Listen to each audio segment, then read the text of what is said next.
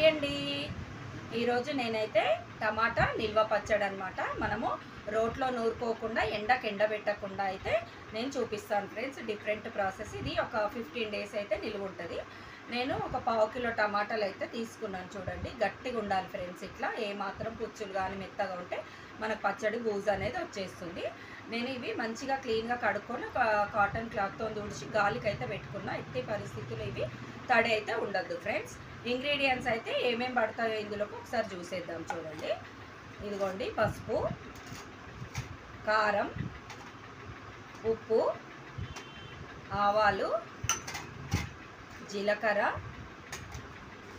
మెంతులు అండ్ వెల్లుల్లి. ఇంకొకటి ఫ్రెండ్స్ ఐటెము అదేంటంటే చూడండి, చింతపండు. ఈ చింతపండు కూడా అస్సలు మనం నీళ్ళల్లో నానబెట్టద్దు అనమాట. ఈ పచ్చడికి నారలు పెచ్చులు అవన్నీ ఉంటాయి కదా, అవన్నీ తీసేసి క్లీన్గా చూడండి 1/2 కిలోకి ఒక 50 గ్రామ్స్ ఉన్నది అనుకోండి. చటాక్ అంటాం కదా మనము, అంతా తీసుకోవాలి. ఇంగ్రీడియంట్స్ అయితే ఇవి. మధ్యలో మనం ప్రాసెస్లో ఏవేవి ఎంత యాడ్ చేయాలనేది నేను చూపిస్తాను ఫ్రెండ్స్. ఓకేనా? చూడండి ఫ్రెండ్స్, టమాటాలు అయితే 1/4 అయితే చేశాను నేను.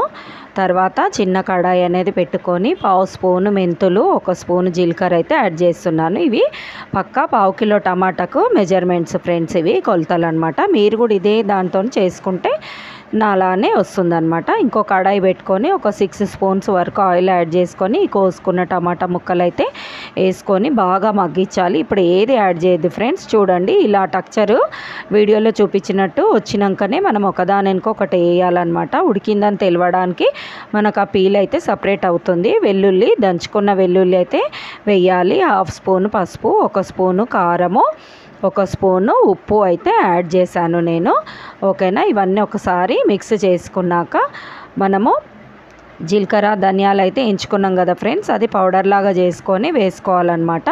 వేసుకొని మళ్ళీ ఒకసారి అంతా ఈవెన్గా కలిసేటట్టు అయితే కలుపుకోవాలి. కలుపుకున్నాక చింతపండు కూడా యాడ్ చేసుకోవాలి. చింతపండు నీళ్ళల్లో మాత్రం వేయకూడదు ఫ్రెండ్స్.